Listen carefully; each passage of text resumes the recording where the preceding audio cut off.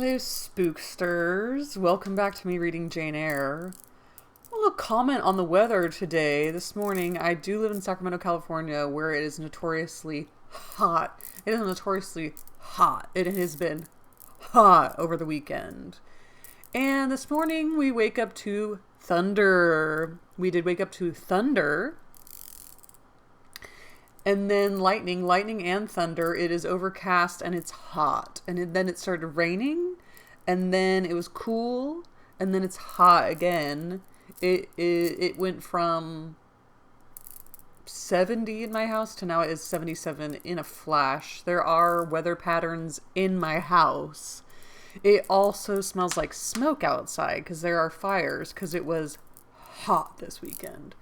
So I'm constantly walking through my house this morning like, here's a hot spot. Is the smoke smell coming from inside the house? It's coming from inside the house. And so there may or may not be pauses to see if we can hear thunder because it's been thundering all morning and lightning and thundering. And of course, I do see the trees outside right here behind me in this window, and I did find my Rocky Horror Picture Show freaking Frankenfurter this gal, but there seems to be no wind barely outside that window, but if I look over here it's windy. So I'm not trying to gaslight you people into saying there is wind when there is not, but there's wind. It's windy. And I had all the windows and doors open because I was like, ooh, it's stormy, but it was hot. So our weather system right now is going through a little bit of, I would say bipolar, but I don't want to be insensitive to bipolar people. But the weather is acting a little, it's being sporadic. So it does look like all the lights are off in my house and just this one light is on me. And that's because it is very dark because there is no sun. Last time we read about 50 pages of chapter 21 and then I did have to stop. So we are going to read the next 50 pages of chapter 21. And Jane Eyre has just been summoned by Mrs. Reed to see her because she's had a stroke. Her eldest son has died and her dying wishes are to see Jane Eyre. And that seemed to be just like we did that just to have a little more background into Jane Eyre's life because all Mrs. Reed has done since she's awoken that night is just talk crap about Jane Eyre, but also saying like, not saying you, she's saying like her, like Jane Eyre's not there. Like Mrs. Reed was like, are you Jane Eyre? And she's like, yeah, I'm Jane Eyre. She's the worst. Isn't Jane Eyre the worst? I couldn't stand that little brat. Could you? It's like, no, that is me. But go on. So, we've had Mrs. Reed woke up. We've seen her. She's said her piece that she brought Jane Eyre 100 miles out to say. And then now she went to sleep. So she went to sleep. We did see Georgiana and Eliza. Reading comprehension. Check. Eliza. Yes. Georgiana and Eliza Reed. We saw them and Eliza was a twat. Twat? Twat. The British say it one way, Americans say it another, and one of them is wrong, and I can't remember which. And Georgiana was being fine, but also being a little snarky and a little like side-eye. So that was the last sentence that I was able to read before I passed away from too much reading. Bessie now endeavored to persuade her to take sedative draughts. She succeeded with difficulty. Soon after, Mrs. Reed grew more composed and sank into a dozing state. And then I left her. And that's where we left off. I thought it was perfect. Now, More than 10 days elapsed before I had again any conversation with her. She continued either delirious or lethargic, and the doctor forbade everything which could painfully excite her. So what am I here for? Why am I here? Meantime, I got on as well as I could with Georgiana and Eliza. The last thing I'll say before I continue reading, which is why we're here, Jane Eyre by Charlotte Bronte. Jane Eyre sort of armored up before this trip. And she did say, I have better things to worry about than these two jerk faces who've been jerk faces to me for so long. So they can treat me however they're going to treat me. And I'm almost going to just like laugh at it because it's so silly. So she really, I feel like this has been a healing trip for her already since she was like, is Mrs. Reed awake? While they were just like being snobs to her. Okay. They were very cold indeed at first.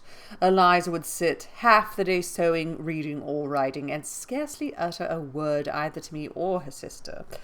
Georgiana would chatter nonsense to her canary bird by the hour, and take no notice of me.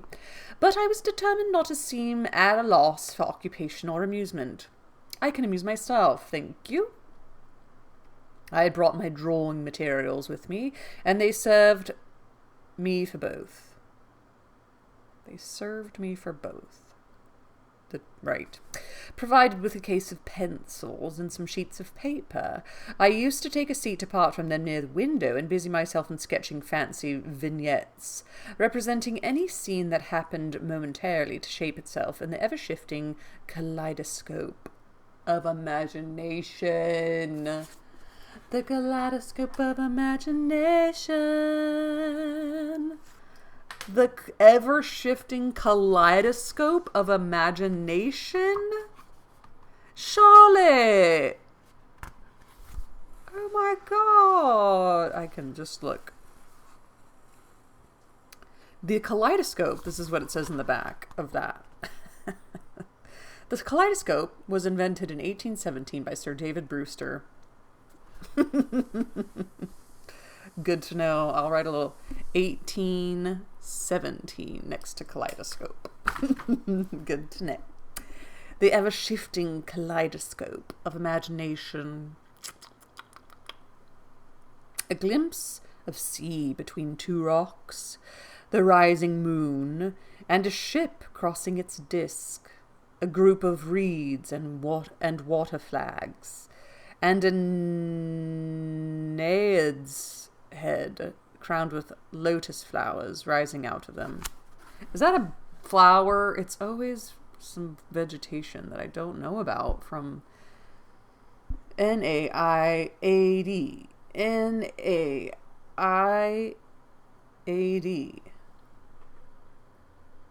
Oh, it has multiple. It's a Greek mythology of a nymph and a moon of Neptune.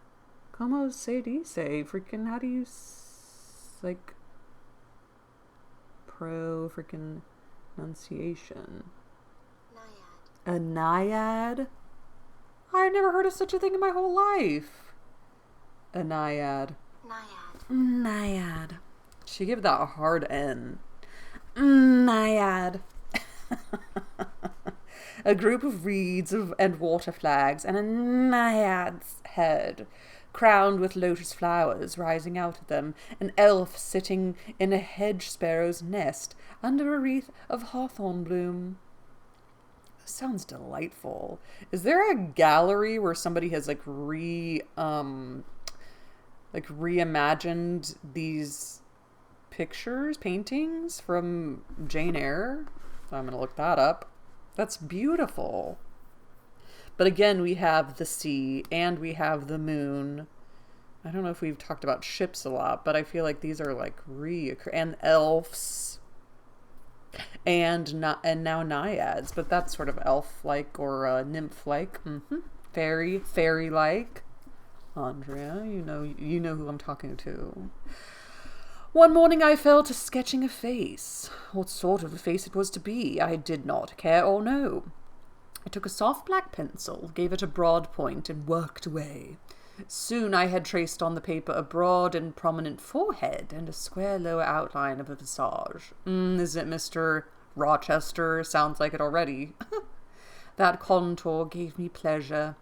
My fingers proceeded actively to fill it with features. Strongly marked horizontal eyebrows. Must be traced under that brow, then followed naturally a well-defined nose. With a straight ridge and full nostrils, then a flexible-looking mouth, by no means narrow, then a firm chin, with a decided cleft down the middle of it. Of course some black whiskers were wanted, and some jetty hair, tufted on the temples and waved above the forehead. Now for the eyes. I had left them till the last, because they required the most careful working. I drew them large, I shaped them well. The eyelashes I traced long and sombre. The irids lustrous and large.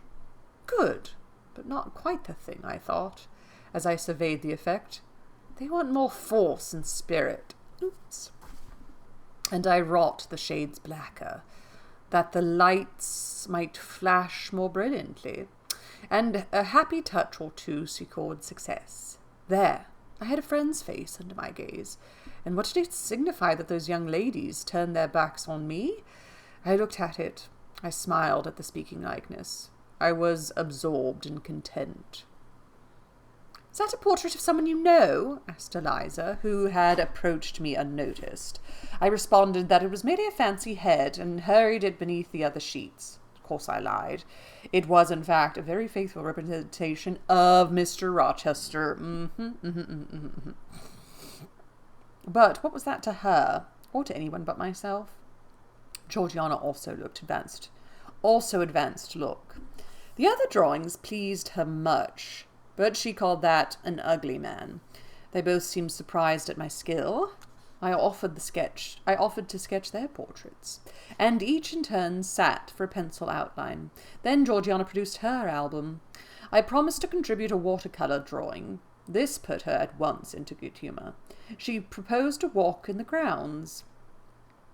Before we had been out 2 hours, we were deep in a confidential conversation. She had favoured me with a description of the brilliant winter she had spent in London 2 seasons ago, the admiration she had there excited, the attention she had received, and even got hints of the titled conquests she had made. In the course of the afternoon and evenings these hints were enlarged on, various soft conversations were reported, and sentimental scenes represented. And in short, a volume of a novel of fashionable life was that day improvised by her for my benefit. The communications were renewed from day to day. They always ran on the same theme: herself, her loves and woes. Cool. It was strange that she never once adverted either to her mother's illness or her brother's death, or the present gloomy state of the family prospects. Her mind seemed wholly taken up with reminiscence of past gaiety and aspirations after dissipations to come. She passed about 5 minutes each day in her mother's sick room, and no more. Right, wow.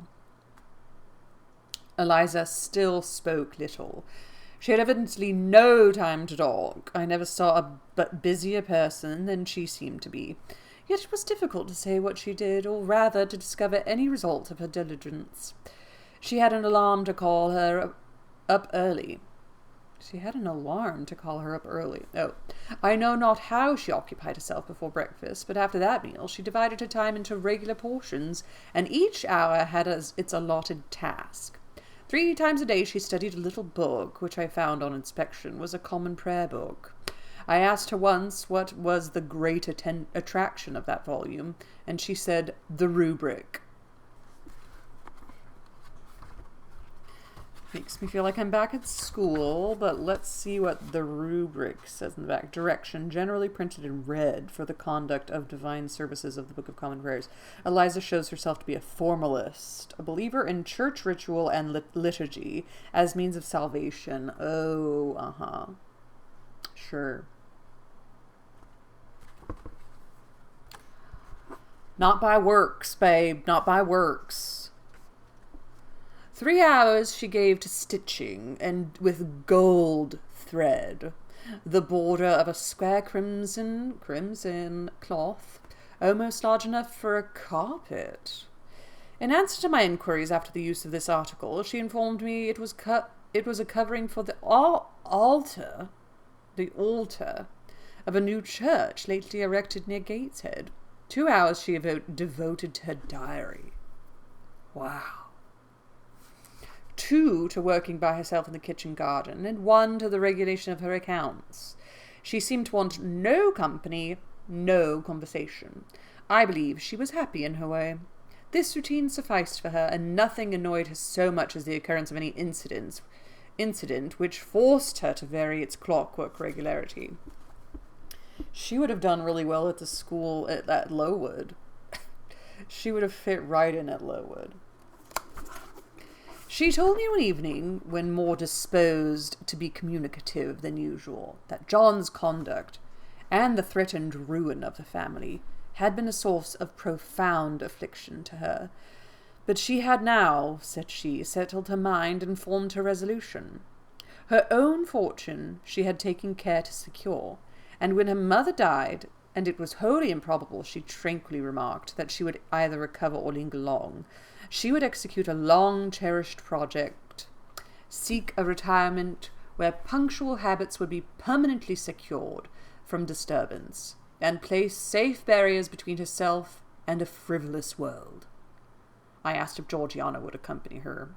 Not likely. They're the little opposite people. Of course not. Georgiana and she had nothing in common. They never had. She would not be burdened with her society for any consideration.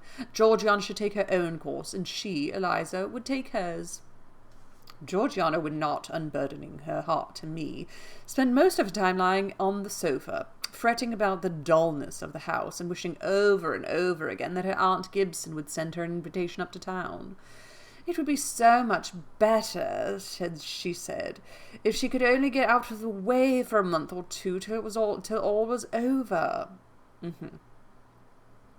I did not ask what she meant by all being over, but I suppose she referred to the expected decease of her mother and the gloomy sequel of funeral rites.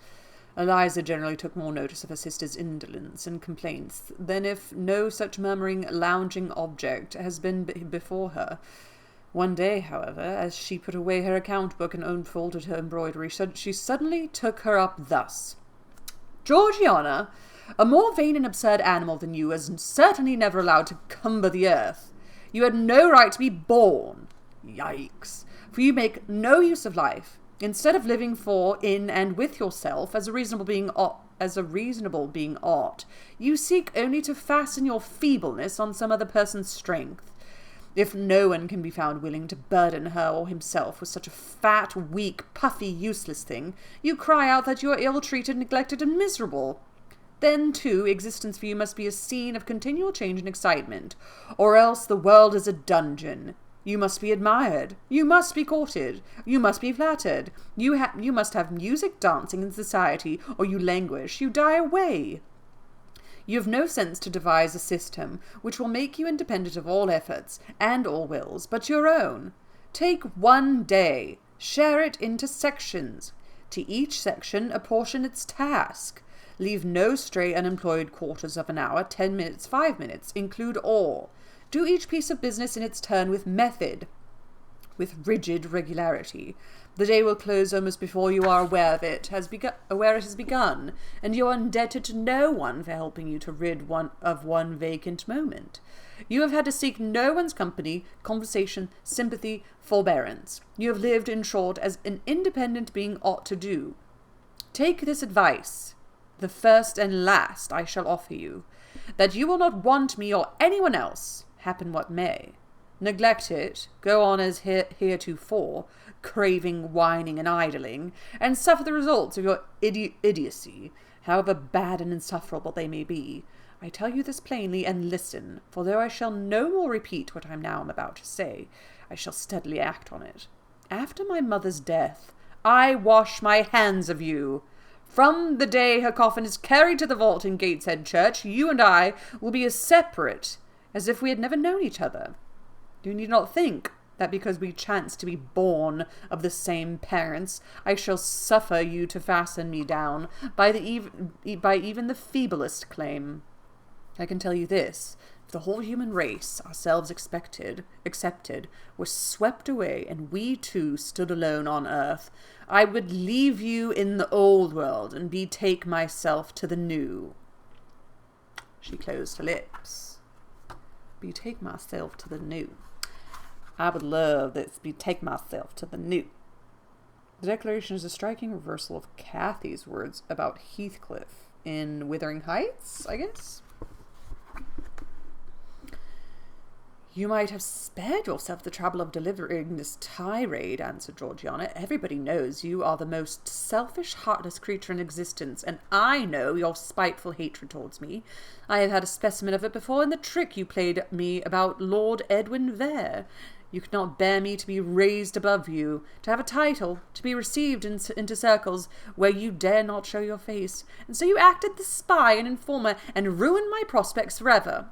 Georgiana took out her handkerchief and blew her nose for an hour afterwards. Eliza sat cold, impassible, and assiduously industrious. True, generous feeling is made small account of... True, generous feeling is made small account of by some. But here were two natures rendered the only intolerable acrid. The one intolerably acrid, the other despicably savourless for the want of it. Feeling without judgment is a washy draught indeed. But judgment, untempered by feeling, is too bitter and husky a morsel for human deglutition. Dry and indigestible, like wheat containing husks. Deglutition is the act or power of swallowing.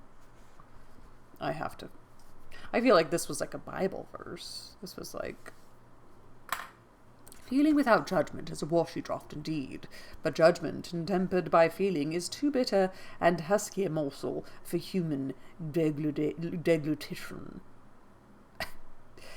It was a wet and windy afternoon. Georgiana had fallen asleep on the sofa over the perusal of a novel.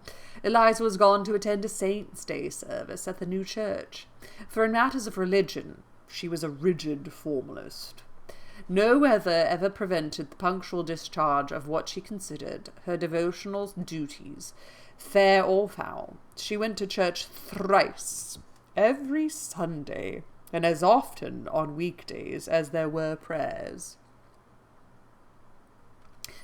I bethought myself to go upstairs and see how the dying woman sped, who lay there almost unheeded. Yikes. The very servants paid her but a remittent attention. The hired nurse, being little looked after, would slip out of the room whenever she could. Bessie was faithful, but she had her own family to mind, and could only come occasionally to the Hall.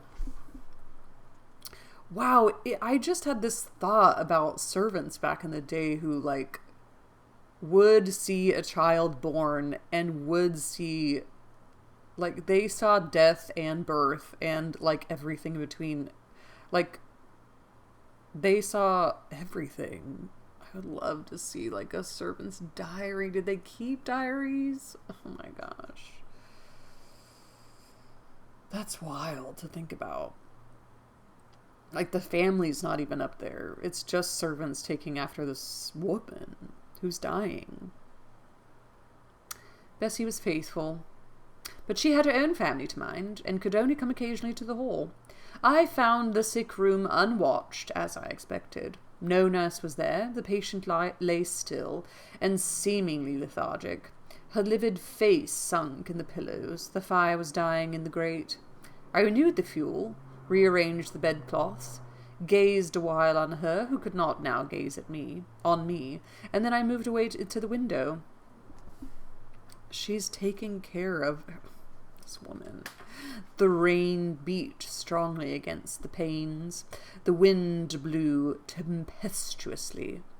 One lies there, I thought, who will soon be beyond the war of earthly elements.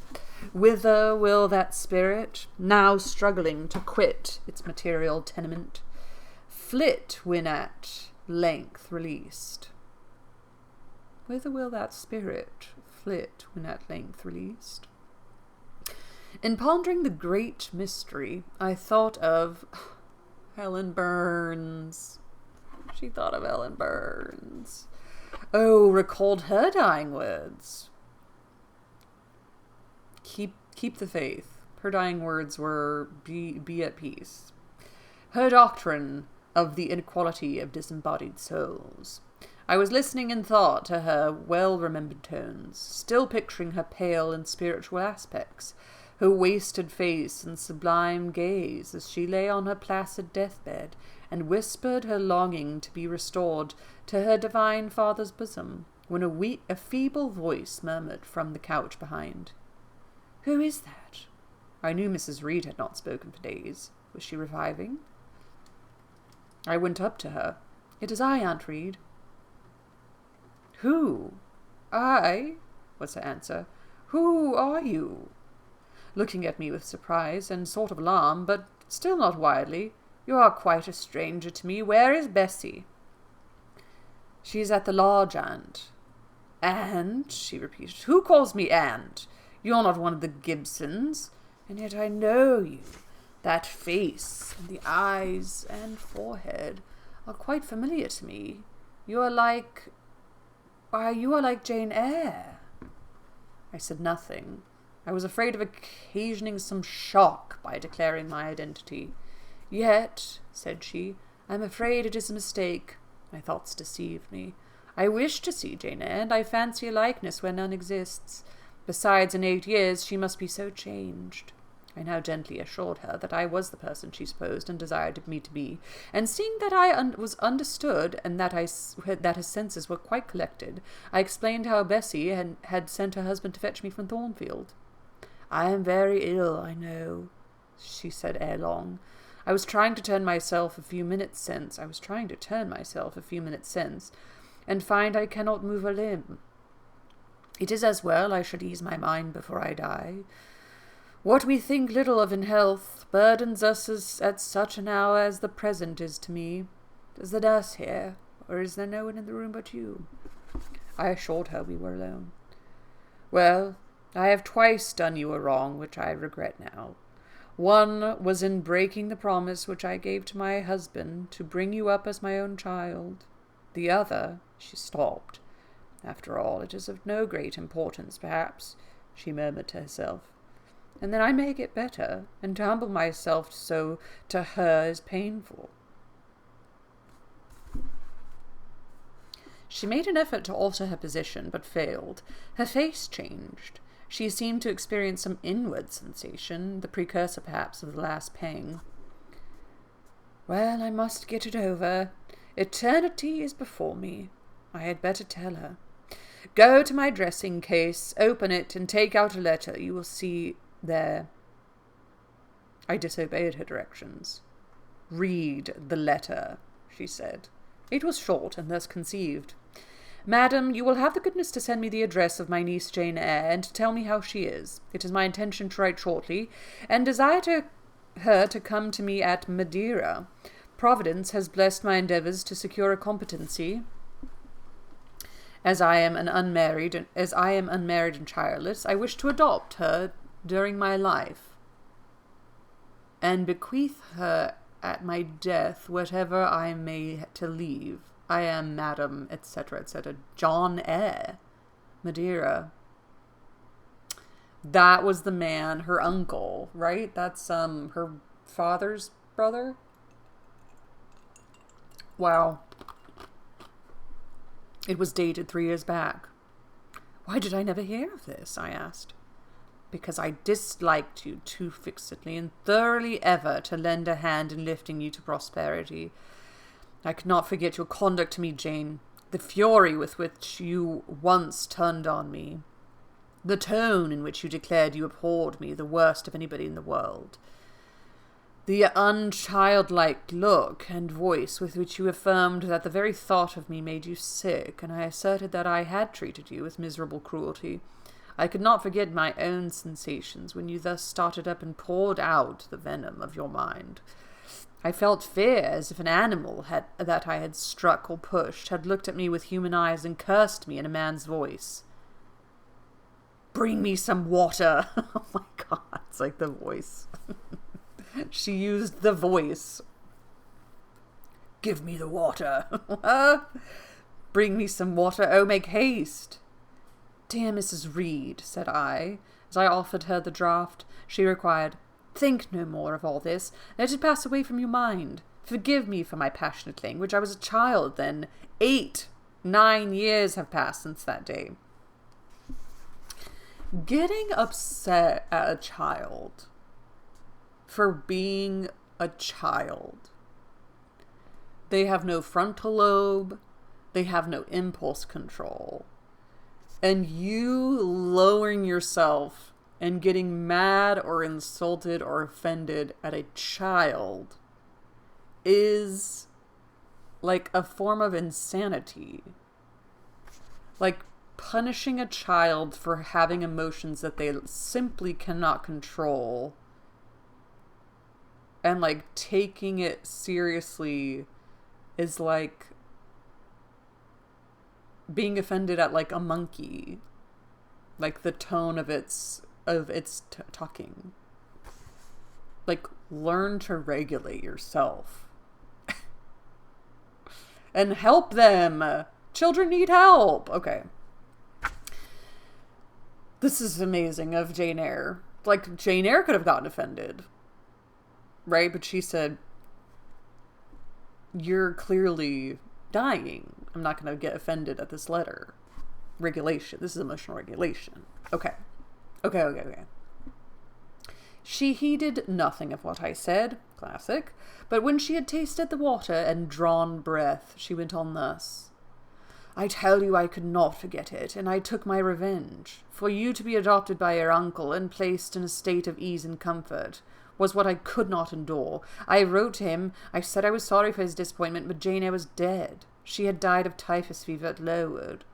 Now, act as you please. Write and contradict my assertion. Expose my falsehood as soon as you like. You were born, I think, to be my torment. My last hour is racked by the recollection of a deed which, but for you, I should never have been tempted to commit. Yeah, okay. If you could but be persuaded to think no more of it, aunt, and to regard me with kindness and forgiveness. You have a very bad disposition, said she, and no one to this day, I feel, it is impossible to understand. And one to this day, I feel it impossible to understand. How for 9 years you could be patient and quiescent under any treatment, and in the 10th break out all fire and violence, I can never comprehend. My disposition is not so bad as you think. I am passionate, but not vindictive. Many a time as a child I should have been glad to love you if you would have let me, and I long earnestly to be reconciled to you now. Kiss me, aunt. Great. You're gonna get spit on, Jane. Jane, you're asking for a spitting. I approached my cheek to her lips. She would not touch it. She said I had oppressed her by leaning over the bed, and again demanded water. As I laid her down, for I raised her and supported her on my arm while she drank, I covered her ice-cold and clammy hand with mine. The feeble fingers shrank from my touch. The glazing eyes shunned my gaze. Love me, then, or hate me, as you will, I said at last. You have my full and free forgiveness. Ask now for God's, and be at peace. Poor suffering woman, it was too late for her to make now the effort to change her habitual frame of mind. Living, she had ever hated me. Dying, she must hate me still. The nurse now entered, and Bessie followed. I yet lingered half an hour, hoping to see some sign of amity, but she gave none. She was fast relapsing into stupor, nor did her mind again rally. At 12 o'clock that night, she died. Good riddance and rest in peace, Mrs. Reed. I was not present to close her eyes, nor were either her daughters. They came to tell us the next morning that all was over. She was by that time laid out. Eliza and I went to look at her. Georgiana, who had burst out into loud weeping, said she dared not go. There was stretched Sarah Reed's once robust and active frame, rigid and still. Her eye of flint was covered with its cold lid. Her brow and strong traits wore yet the impress of her inexorable soul. A strange and solemn object was that corpse to me. I gazed on it with gloom and pain.